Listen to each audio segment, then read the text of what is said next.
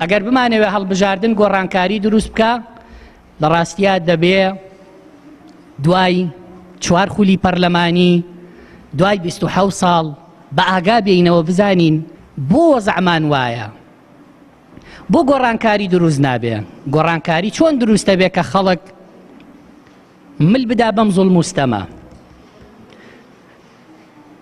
کاکە تۆ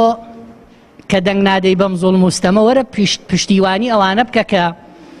هاتوونەتە سەنگەری پێشەوەی بەرگری لە تۆ ئەتانەوێ ئێمە بەتەنیا جێڵن واقعی ستەمکارانە و نەعادیلانەی هەرێمی کوردستانتان بۆ بگۆڕین بەڵام ئێوە لە ماڵەکانتانەوە لە تیڤیەکان سەیرمانکەن بزانن چیەکەین و چیمان بەسەر دێ گۆڕانکاری وا دروست نابێ 100 کەسی هەرێمی کوردستان 94 دەنگی بە ئێمە نەدابێ کەچی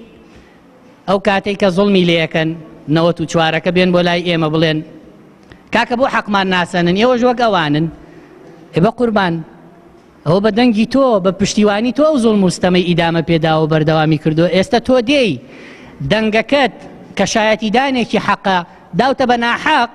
داوتە بە ستەمکار پشتیوانی ئەوە نەبووی ستەمکار نییە دەی داوای مافەکەت لەوەکەی کە پشتیوانی لە ستەم لێکراو کردووە چۆن وا ماف دەسەکەوێ چۆن وا گۆڕانکاری دەکرێ